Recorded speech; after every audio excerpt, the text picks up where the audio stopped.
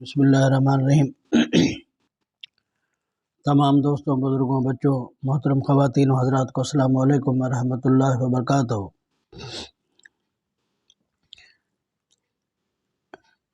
ملت اسلامیہ میں ہمیشہ دین اسلام کی تعلیم میں جو صوفیزم ہے، راہ سلوک ہے، درویشوں کا جو رستہ ہے، وہ ہمیشہ اس میں پہلا اصول ہوتا ہے کہ جس رزق حلال اور صدق بقال، یعنی سچ بولو اور حلال کھاؤ۔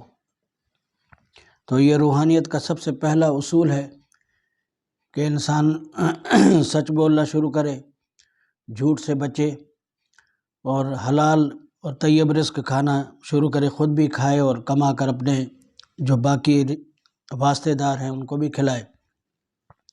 وہ ایک شعر ہے کہ خدا کو بھول گئے لوگ فکر روزگار میں، خدا کو بھول گئے لوگ فکر روزگار میں، تلاش رزق ہے رزاق کا پتہ ہی نہیں، تلاش رزق ہے رزاق کا پتہ ہی نہیں۔ اچھا، اب حلال لفظ جو ہے وہ حلال کے معنی ہی ہیں جائز، یعنی جس کمائی پر آپ کا حق بنتا ہو، آپ کا حق ہو۔ تو پہلی تو یہ بات عرض کر رہا ہوں کہ حلال کے معنی جائز ہیں، اور بہت سے لوگ ہمارے کم پڑھے لکھے اس کو حلال کہتے ہیں۔ حلال کے معنی دوسرے ہیں، حلال معنی چاند، وہ جیسے روت حلال کمیٹی وہ چاند دیکھا کرتی ہے، تو صحیح لفظ ہے حلال، ہے پر زبر لگے گی، اور اس کے معنی ہیں جائز، وہ رزق، وہ روزی جو آپ کے لیے جائز ہو، حلال ہو، جس کا کم کھانا خرچ کرنا آپ کے لیے حلال ہو۔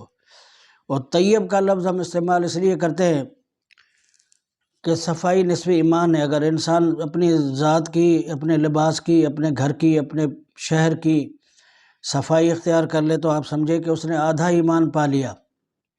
سرکار کے فرمان کے مطابق، حدیث کے مطابق اس نے آدھا ایمان تو پا لیا ہے۔ جتنا بھی بڑا ایمان کا دائرہ بنا لے تو آدھا ایمان صفائی میں ہے۔ اب اس کے بعد پھر باقی ایمانیات، عبادات اور معاملات، بہت سارے معاملے ہیں۔ تو طیب روزی جو ہے، طیب رزق، جب تک ہم صفائی نہیں کریں گے تو طیب روزی نہیں نصیب ہوگی۔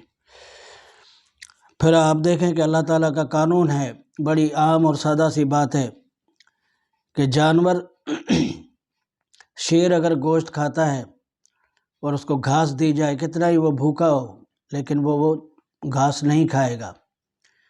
اسی طرح بکری یا ایسے چوپایا جو بھی مال ہے، وہ اگر گھاس کھاتا ہے، اس کے سامنے آپ گوشت رکھیں، کوئی اور چیزیں رکھیں تو وہ نہیں کھائے گا۔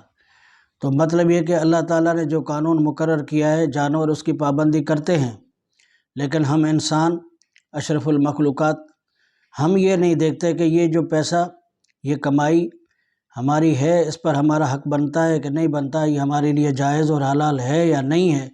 ہماری سوچ کو آپ یہ سمجھے کہ حرص نے گھیر لیا ہے، بس ہماری سوچ پیسہ اور پیسہ ہو گیا ہے، اور ہم یہ چاہتے ہیں کہ جی پیسہ کہیں سے بھی آئے اور کیسے بھی آئے، حلال اور طیب، حلال اور حرام سے ہمیں کوئی سروکار نہیں ہے۔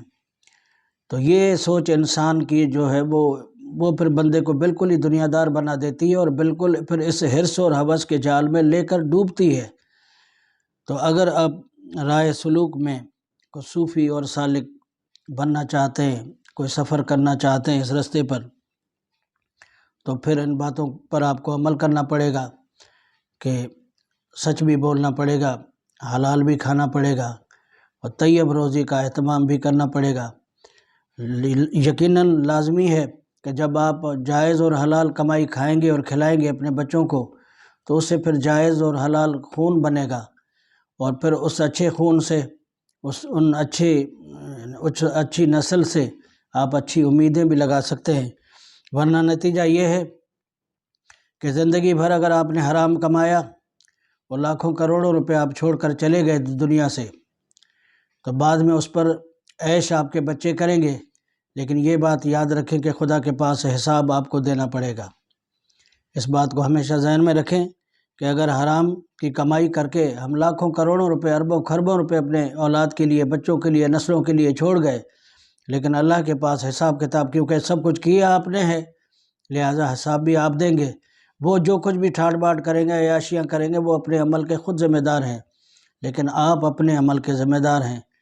تو ہر ایک انسان کو بالخصوص ملت اسلامیہ کے ایک مسلمان کو اس بات پر ہمیشہ غور کرنا چاہیے۔ آج کل ہماری ذہنیت بالکل ہی اس کے برعکس ہو گئی ہے اسلامی سوچ کے، تو اللہ تعالیٰ سب کو نیک عمل کرنے کی توفیق عطا فرمائے۔ السلام علیکم ورحمۃ اللہ وبرکاتہ۔